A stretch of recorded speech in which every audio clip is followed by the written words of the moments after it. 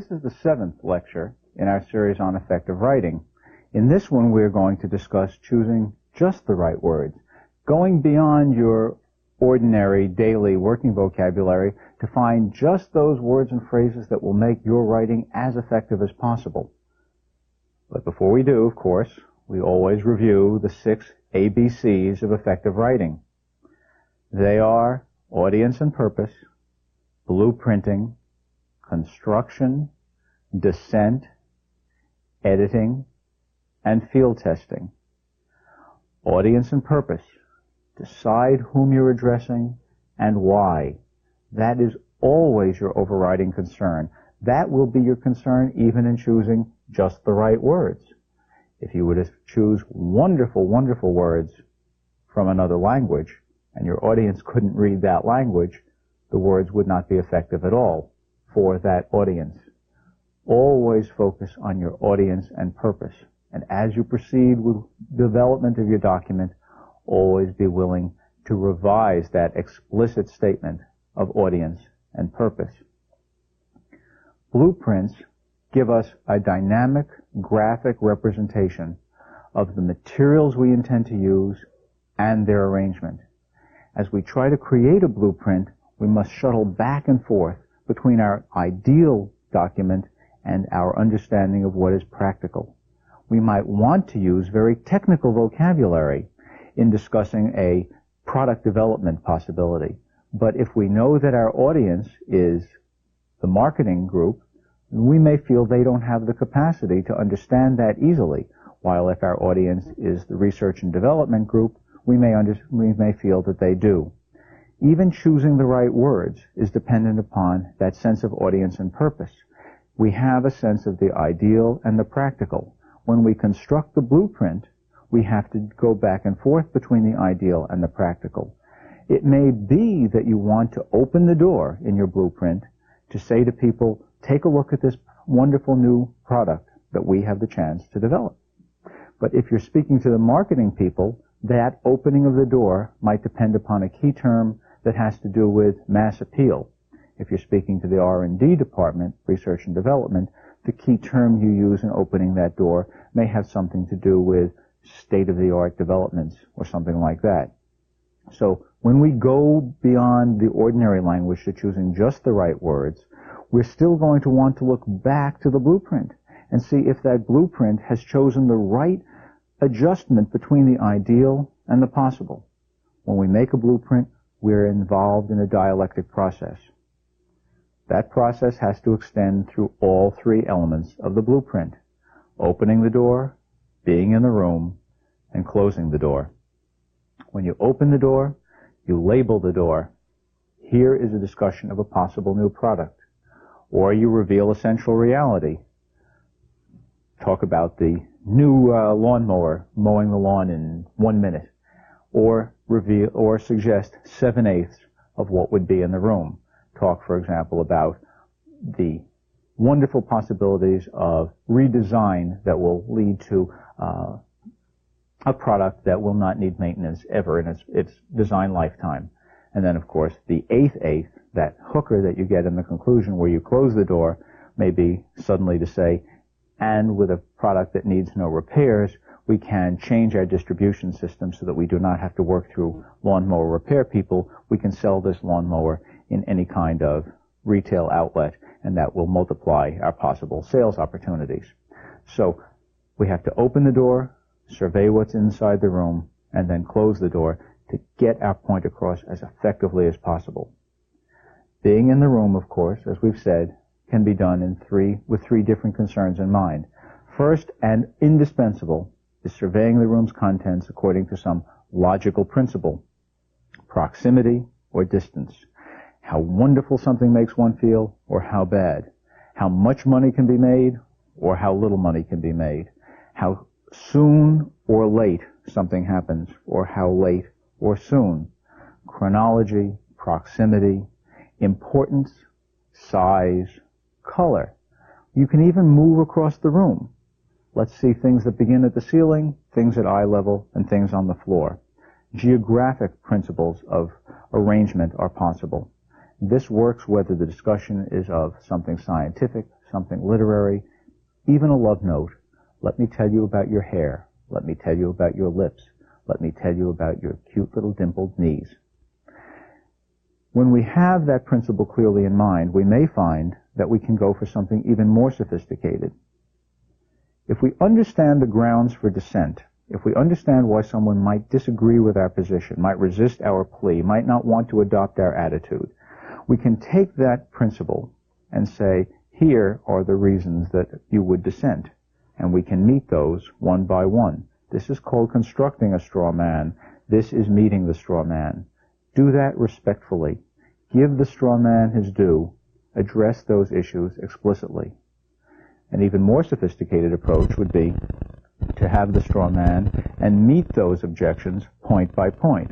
This is why you object. This is what I respond. This is why you object. This is what I respond. This is what you object. This is what I respond. This is called a ping-pong structure. A ping-pong structure has the great advantage of meeting the points of dissent, of objection, as they arise. It has the disadvantage of making it harder to follow the evolution of the argument behind dissent and the evolution of the argument behind the meeting of the dissent. How to get beyond that problem? The easiest way is to choose some key term that will keep your audience fixed in its own mind as to how you are going and why. Key terms may be part of your ordinary working vocabulary, but it may be that finding just the right key term depends on a new and deeper understanding of the language that is useful for this discussion, for your document, than you had at first understood.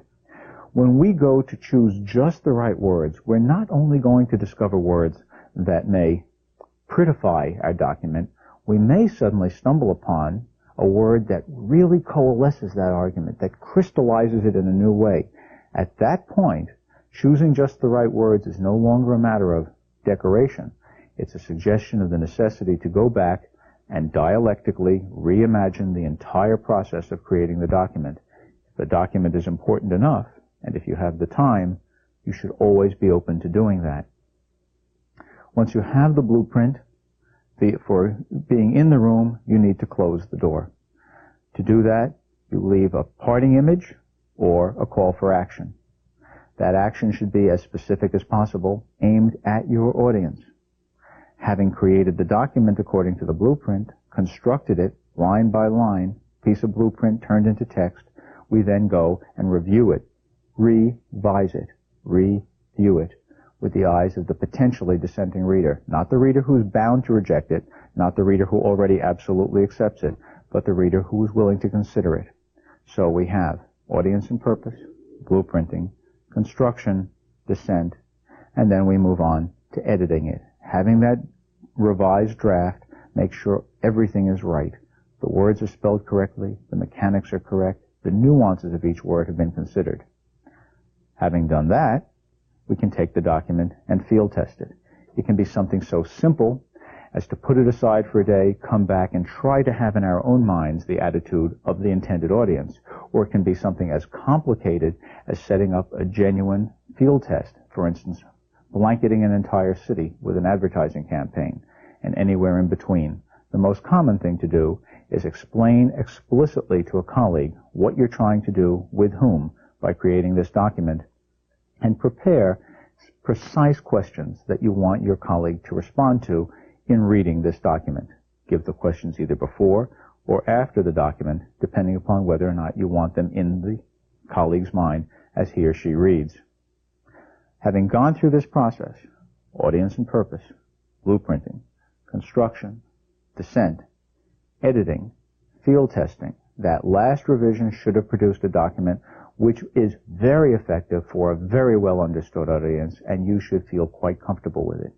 But if you want to give it just that extra push, then you want to make sure you have chosen exactly the right words. How do you do that? There are a number of things possible, and I'd like to discuss some of them in today's discussion. Basically, they go under two categories. One, what you can do with the words on your own, and two, what you can do using tools that you could find in a library or bookstore. You can follow along with this in the course booklet that you have.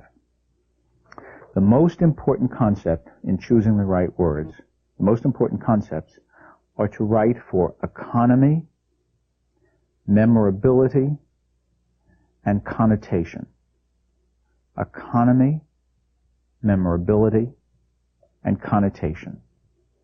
What do those words mean? In discussing rhetoric, the science of persuasion, economy means saying no more than is necessary to get one's intended effect. Economy is a virtue in all rhetorical situations. If one says more than is necessary, one risks boring the reader. If one uses 3 words where one will do, it's like delivering a punch in slow motion. If you can condense all of that to 1 punch, then you have that much more effect. Economy is a virtue. So we look for ways to condense what has been said. Similarly, memorability is crucial. People will take a certain amount of time with your document, depending upon their own reading speeds and their own needs in using that document. But you want your ideas to last with the person long after the document has been laid aside. One of the reasons that I've stressed so much finding appropriate key terms is that key terms clearly repeated in just the right place not only help your reader anticipate where your argument is going and then develop a sense of co-construction with you, a kind of participation in the development of the argument so that the document keeps leading to assent on the part of the reader, but also those key terms, by virtue of their repetition and their centrality, become fixed in the reader's mind. Long after the document is gone, those key terms may resonate. Key terms allow memorability. We want memorability. And then there's the matter of connotation. Connotation refers to the things that a word or phrase might mean in addition to its central importance. For instance, we have a couch. It's a piece of furniture of a certain length, certainly wider than a chair, and people sit on it. One thinks of couches as belonging in living rooms, family rooms, waiting rooms. One does not think of couches as belonging in kitchens or in dining rooms. If we referred to the bench seats in a railroad car as a couch, people would say, well, now that's not quite right. It is a piece of furniture. It is wider than one seat. It is for sitting on, but somehow it's not a couch. The word couch may have a central meaning of a piece of furniture wider than a seat on which you sit, but it also has certain connotations, and those connotations exclude using that word in the context of a railroad car.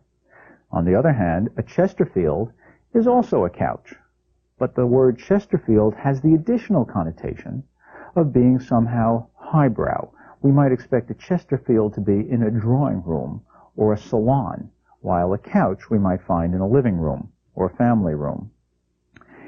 All words in English have their connotations. All words in all languages have their connotations. But English happens to be the language with by far the largest working vocabulary of any language in the world. In part, this comes from the fact that Old English is a language that led to one part of our vocabulary, and after the conquest of England in the 11th century, French came in and gave us a whole second vocabulary, so that we have words like rendezvous in our language, which come directly from French, and we have other words like tryst, which come from other sources. We have words like man, and we have words like homo sapiens. We have man which is an older English word, although it's related to Latin, and homo sapiens, which goes to yet another ancient root. We borrow from many, many different languages. Cheese comes from Dutch, for example. Sayonara is a word everyone who speaks English understands. If I want to say goodbye at the end of this lecture, I could say goodbye. I could also say auf Wiedersehen, sayonara, shalom. All of them would have the same core meaning, and most Americans would know that each of them means, in one way or another, goodbye. But each would have a different connotation. When we write, we should be aware not only of the denotation of the word, its sort of central meaning, like the couch, but also its connotation. This is crucial because it's in the connotations that we make all of those social implications and establish our ethical presence. If all the words that I use are words that have to do with highbrow living, like Chesterfield instead of couch, you may come to think of me as some kind of highbrow. Now, that may be just the effect that I want if, for example, I'm trying to persuade a highbrow audience that I'm one of them.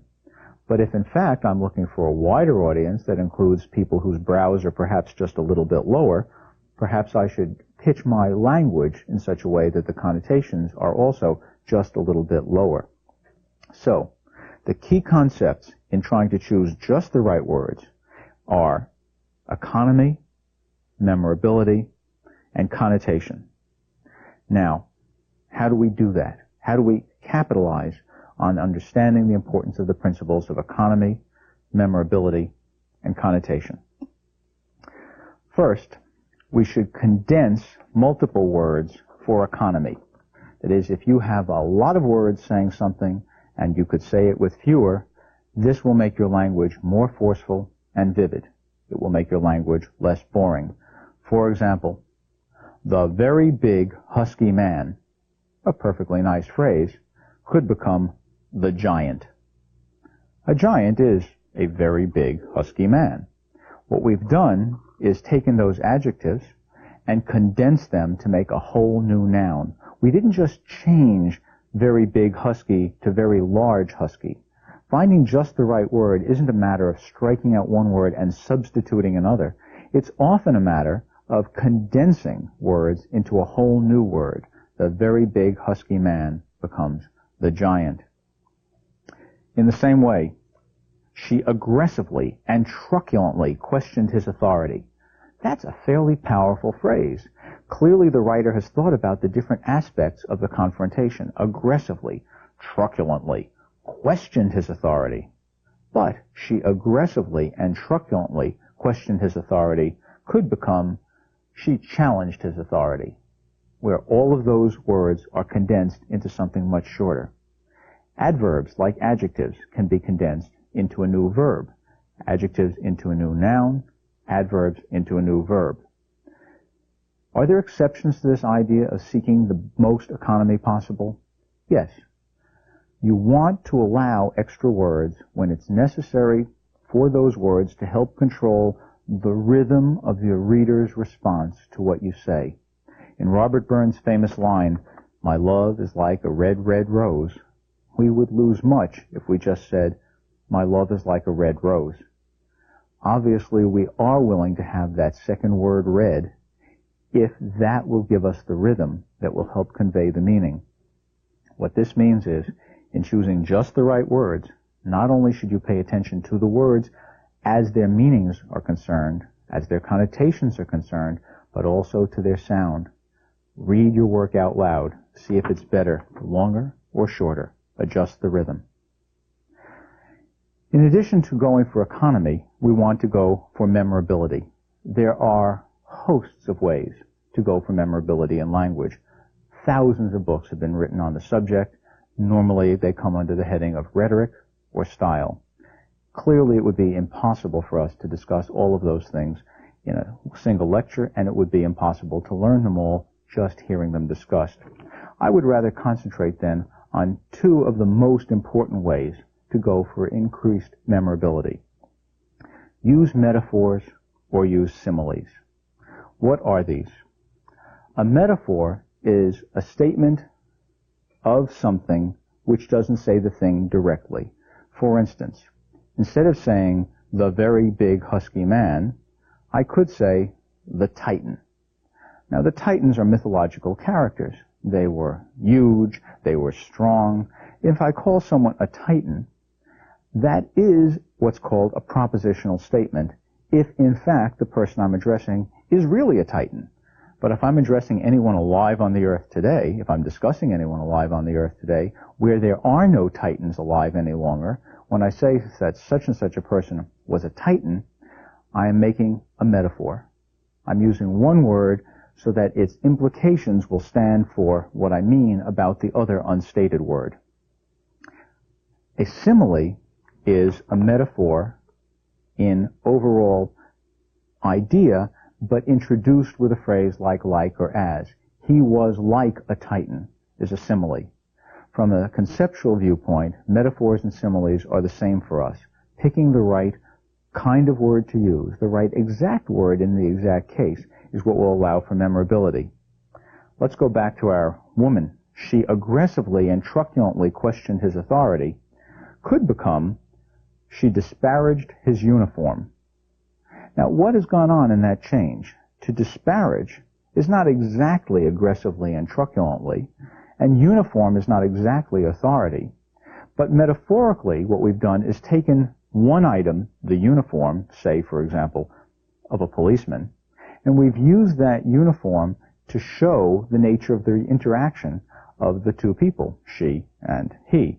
Now, that uniform, by being disparaged, we can see, is an authority that's being fairly aggressively attacked, because while one might discuss in the abstract what's wrong with, say, police authority, one is unlikely to walk right up to a uniformed policeman and say, "What do you think you're doing?" So, she disparaged his uniform is a metaphoric substitution for she aggressively and truculently questioned his authority. Notice it is both more economical and more memorable. Again, the very big husky man could become a man like a pillar of stone. Here we have a simile rather than a metaphor.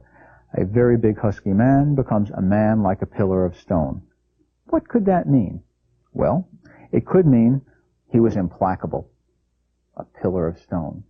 It could mean he was reliable. You could lean on him and he wouldn't move. Which does that simile mean? Implacable? Reliable? It depends on context.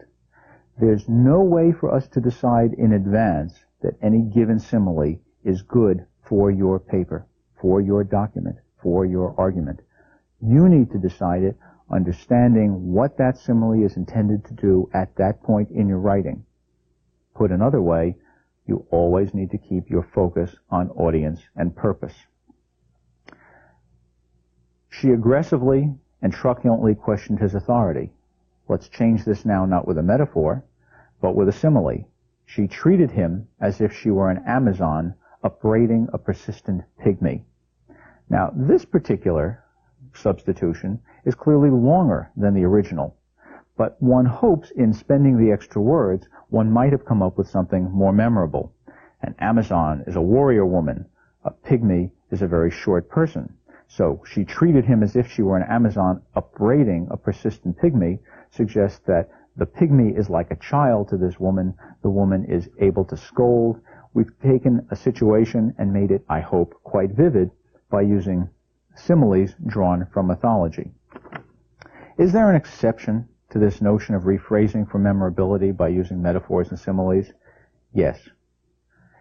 If you want to lower the value of something, if you want to have it take less prominence in the overall development of your document, then you do not want to use metaphors and similes to make that idea memorable. You want to submerge it into plainer language.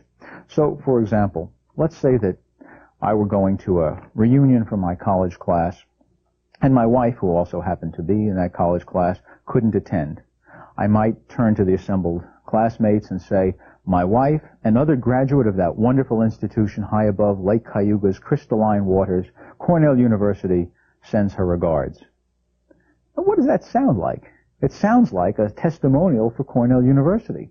But what was my purpose there? My purpose was to send her regards, and also, I think, to let people know that I think that after all these years, she's still wonderful. Maybe what I should have said is, "My beautiful wife, another Cornellian, sends her best regards and genuine regrets." What I've done there is depress the relative value of discussing Cornell and increase the value of my wife and added the idea of regret, because I do understand that what I'm trying to do is please my audience and get them to think kindly of my wife, despite the fact that she's not attending the reunion. Telling them that she's beautiful might help, but telling them that she respects them enough to send her regrets at not joining them will help even more. In other words, We rephrase for memorability and use metaphors and similes to do so, but we do so only when we've decided exactly what should be memorable, and we do so to make things memorable in the ways that are most apt for the audience and purpose at that point in the document. So far we've said we can condense multiple words for economy, and we can rephrase for memorability using metaphors and similes. The third thing we should do is revise to eliminate unwanted connotations and to include wanted connotations. For example, of George Washington, one might utter the propositional phrase, "He was a warrior." That's certainly so. It's certainly true. It's not particularly interesting, but it may get the job done. On the other hand, if one changed it to say, "He was a military statesman," this would suggest that he was not motivated primarily by a desire to fight, but by a desire to, perhaps, build a nation. Both of those are correct statements. He was a warrior, he was a military statesman. But by changing to the phrase, "he was a military statesman," we have changed the connotations to make the kind of warrior he was more clear, if in fact that's the belief we have about George Washington. On the other hand, we could have said of George Washington a metaphorical phrase, not a propositional one. "He was a lion." And that might have been used also to represent his ferocity, as was the word "he was a warrior." Lions, after all, are traditional metaphors to be used for soldiers. But let's say that we don't want to emphasize the fact that Washington was ferocious, but rather that he was very clever in the way that he pursued the American Revolution. We would then say, perhaps, he was a fox. And the point of switching the metaphor from lion to fox is not to make him less adept, but to change the grounds on which we are praising his adeptness from ferocity to cleverness. We always want to revise to eliminate unwanted connotations and to include wanted connotations. Are there any exceptions to that rule? I think not. The fourth rule I would suggest to you, a rule of thumb for choosing just the right words, is that one not offend one's audience. Not offend one's audience. It is, after all, the audience on whom you are hoping to have your effect. So, a simple rule is to remember to avoid sexist and other needlessly inflammatory language. Saying things that make people feel individually disturbed obviously is not going to win their allegiance. You should also avoid condescending language. I mean, after all, if you treat people as if they're pea brains, they are likely not only to get angry, but to think, and probably correctly, that you're pretty dumb too, if you don't realize how smart they are. At least that's how they'll feel. You don't want that to happen. So, don't offend your audience. Are there any exceptions to this? You bet there are, soldier. Tuck in that stomach, pull out that chest. Drill sergeants and stand-up comics are exceptions to this. They work by offending their audience, and indeed, if someone has signed up to be offended, if they've paid the money to come in and hear an insult comedian, then by gosh, an insult comedian should insult. But in most cases, certainly in business writing and academic writing, offending one's audience is a mistake. Don't use sexist or otherwise inflammatory language. Don't belittle your audience. A fifth rule of thumb is to use only words your audience understands. Let me see if I can illustrate this. Sesquipedalian vocables virtually invariably obfuscate intellection. Or to put it another way, long words usually cloud understanding. Why say sesquipedalian vocables virtually invariably obfuscate intellection unless what you're intending to do is obfuscate intellection? Using words that your audience does not understand is only going to make your audience struggle. Almost always, you do not want your audience to struggle. There are, however, occasional exceptions to this rule. You do want sometimes to sound authoritative, and to do that, you must show that you have a mastery of the technical vocabulary of the field. You can see this in any national magazine. Look for an ad for any new drug. Usually you'll find a 4-color ad, say in some mass market magazine like Time or Newsweek, show the drug, show someone using it, and some ad copy in comparatively large type explaining the use of the drug. Then turn the page, and on the back, in tiny, tiny type, you'll see effectively what looks like a drug insert from the package had you bought the drug. All the technical details are there. Why are they there? Most of us can't read them with any understanding, and most of us, unless we happen ourselves to be physicians, can't obtain the drug without talking to someone who knows better than we what the drug does.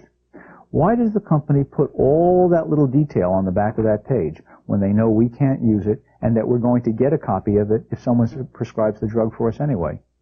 Because they want to show us that they are the masters of the technical vocabulary of their field.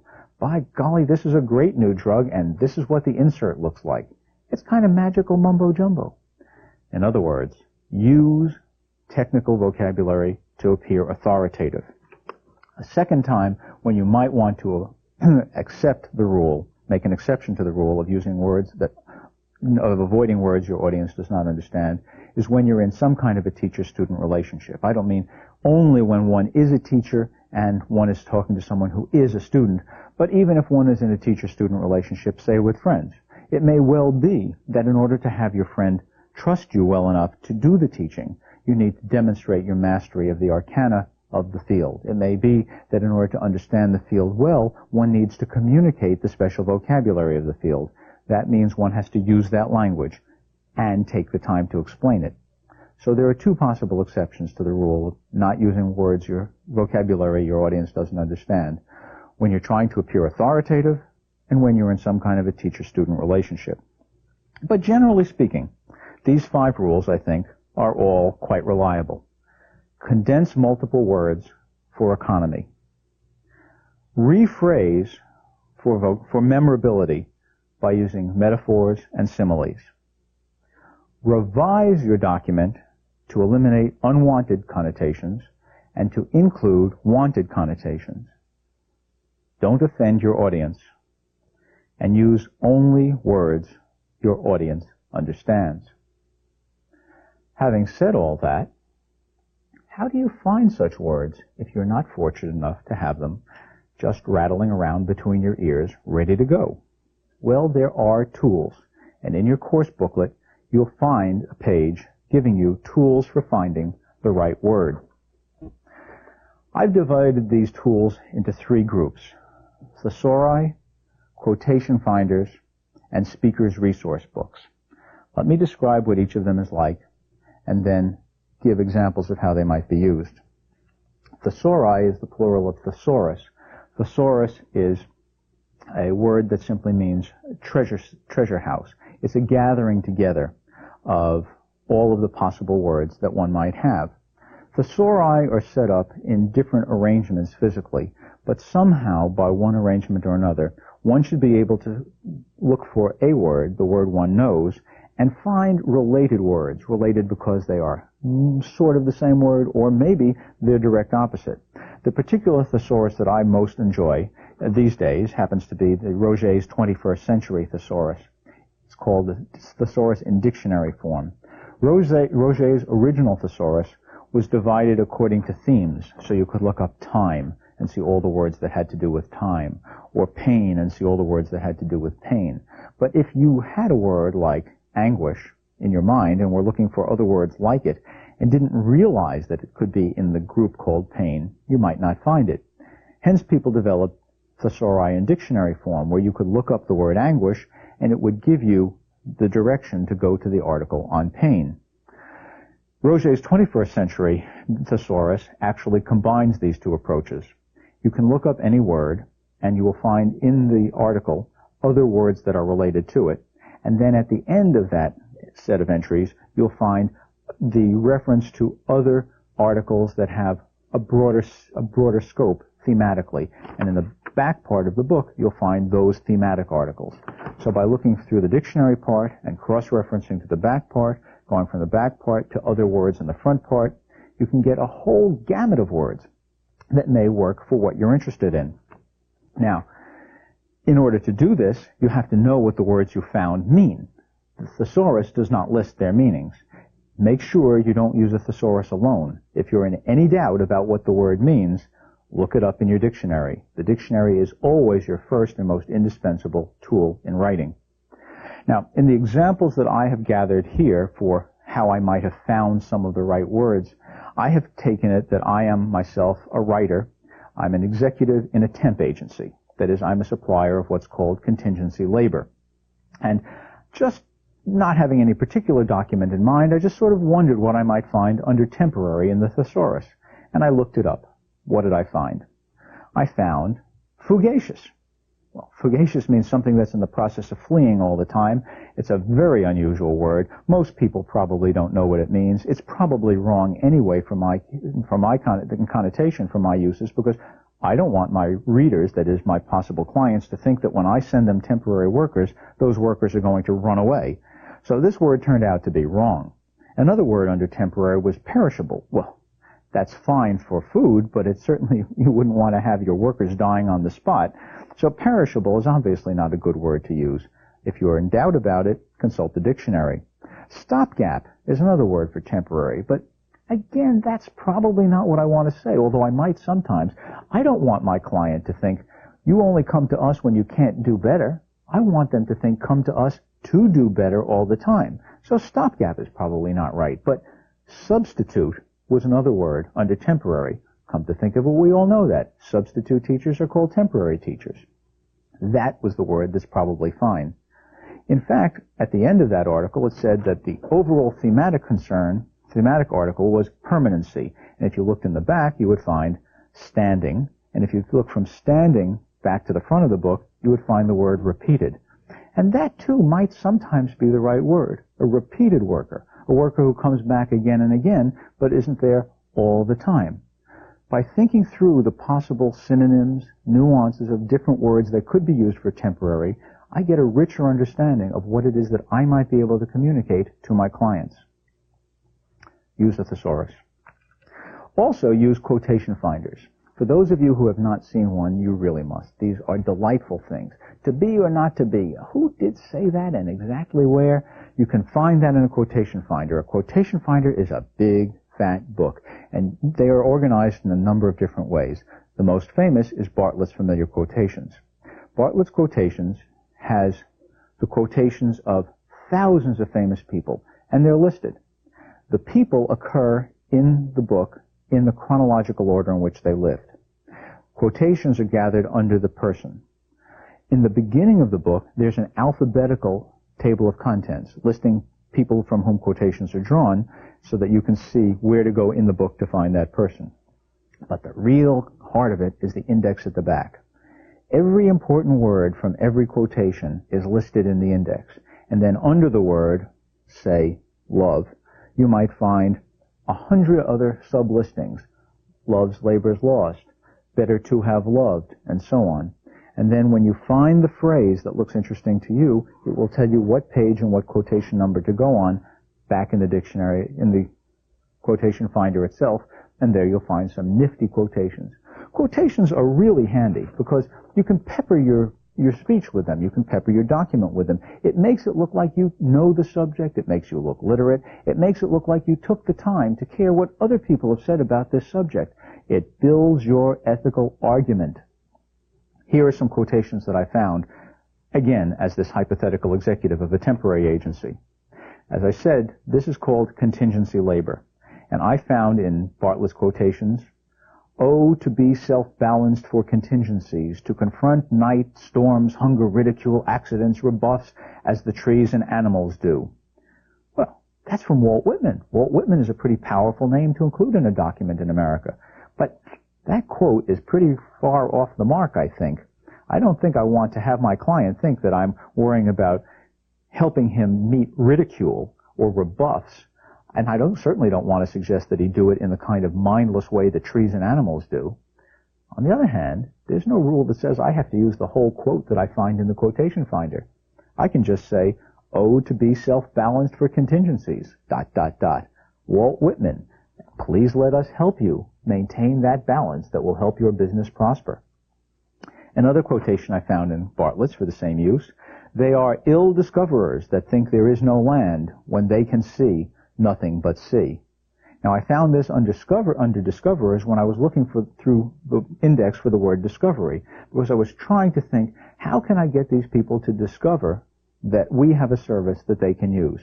And then I came upon this. They are ill discoverers that think there is no land when they can see nothing but sea.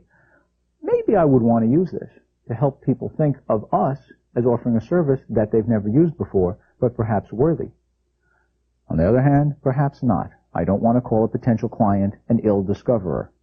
Never offend your audience unless you do it purposefully. We have to think. Applying what we find in quotation finders is no simple matter. Some quotation finders are organized by themes, as are, for example, Lawrence Peters' Peters Quotations, Ideas for Our Time, and the Penguin Dictionary of Modern Humorous Quotations. And I looked for some themes there. Some see private enterprise as a predatory target to be shot, others as a cow to be milked, but few are those who see it as a sturdy horse pulling the wagon. Now, that is a heck of a nice quote to give a business person. That shows that you really respect the work that they do. That happens to be from Winston Churchill, who's a pretty nice person to quote, to have him on your side. Notice something else here. Churchill has used a bunch of metaphors to get his point across. He's talked about private enterprise as a cow, a target, a cow, a horse. Even if you don't use this quotation, the idea of expressing what business is metaphorically by picking the right animal might be just the metaphor that you need to find just the right words as you revise your document. You can learn from a quotation finder even without using its materials, because things that are in quotation finders are things that are well said and memorable. Every great man of business, Woodrow Wilson said, has got somewhere in a touch of the idealist in him. That is a wonderful thing to say to somebody who might be a potential client. On the other hand, he may think you were pandering if you said it in your own voice. But quoting Woodrow Wilson, here are the humorous quotations. If it walks like a duck and quacks like a duck, then it just may be a duck. That's the kind of thing you hear business people saying all the time. Well, if that's what you need, then we're your people, right?